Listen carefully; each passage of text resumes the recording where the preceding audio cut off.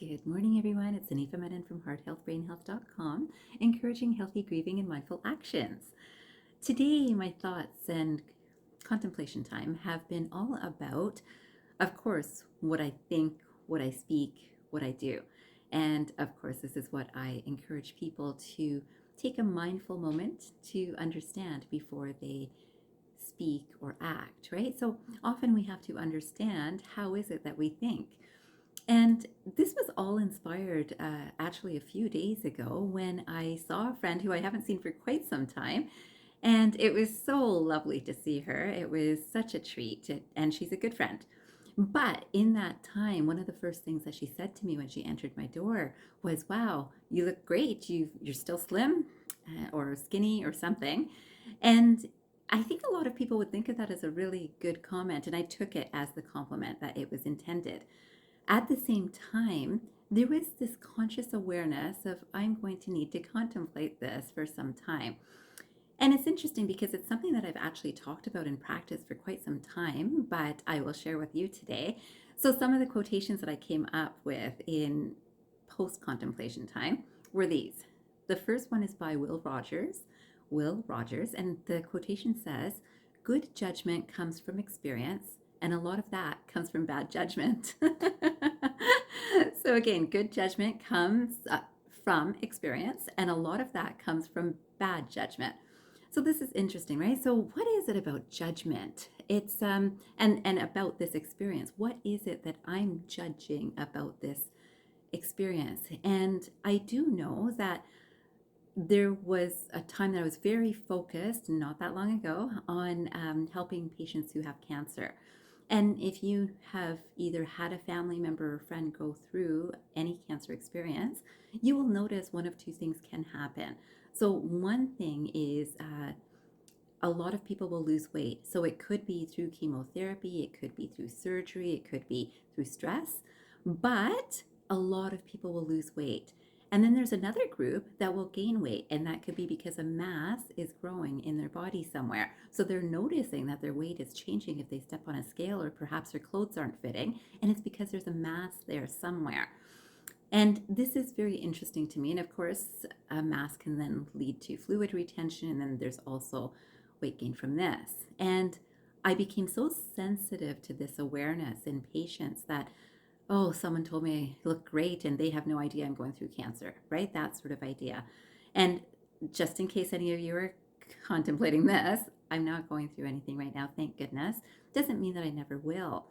And this is the interesting thing that I think is really important for us to understand, that you don't have to be someone who works in healthcare to kind of spend a few moments to think about this concept.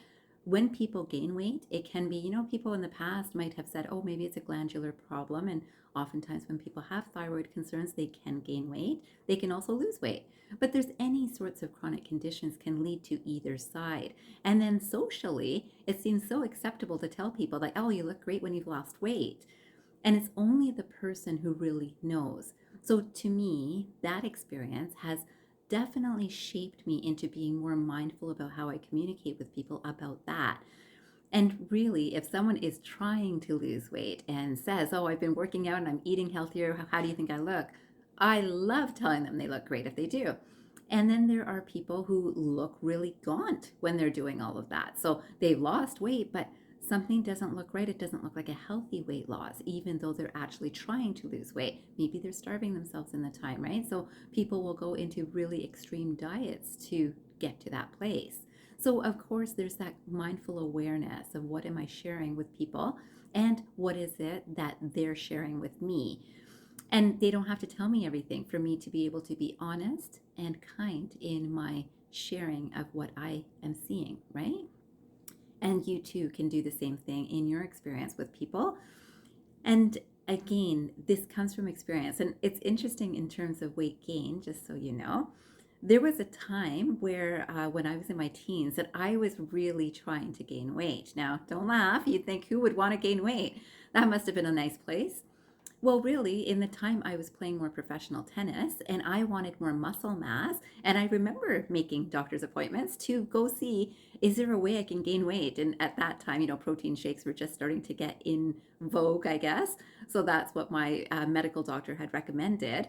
And I still could not at that time. I don't seem to have that concern today. But at the same time, I remember he found that pretty hilarious and had said to me that, Hanifa, one day you're going to look back on this and laugh, and I am, right? So, which is interesting. But again, a lot of people would think that why would someone need to gain weight? If I was as slim as that person, I'd want to be just like that. There's different reasons, right? So, there's that. Then the next quotation that I came across is actually by Jesus. And you may have heard this line before. And it says, Jesus said, Father, forgive them, for they know not what they do. And this is so meaningful. When I read it, I just think that, yeah, and a lot of us, once we've learned something, so let's say I've learned this, I have no judgment of my friend. I know that the intention and the energy that she spoke it with was so kind. It was like a compliment, right? But in these things, once we know something, we can very easily go into a place of judgment. Well, they shouldn't say this, or they should say this, or that sort of idea. So be mindful about that, because when you're looking at someone else and hearing what they're saying or seeing what they're doing, understand that when we do not know what we're doing, we just don't, right? So if another person does not know, we can say it's ignorance, and it could be that someone has heard these words regularly, but it just isn't becoming part of their own experience. So an experiential learning changes a lot. Of course, I would not want anyone to go through any sort of situation that is linked with chronic illness that leads to either weight gain or weight loss. But at the same time, the fact is it happens, right? So this is an awareness, and not everyone has had the experience of seeing someone else go through this too, right? So today I would love for you to sit for 5 minutes and think about, what do you think and what do you speak, and how aware are you of people around you and the concerns they might have that they might not be sharing with you.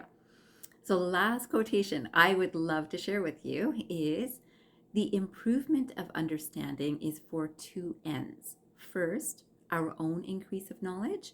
Secondly, to enable us to deliver that knowledge to others. And this is by John Locke. And I hope that I have had the experience of knowledge in this aspect that I have now shared and delivered to you. I hope you have a fantastic day ahead, and I hope you remember, transform your mind and transform your life. Have a great day, everyone.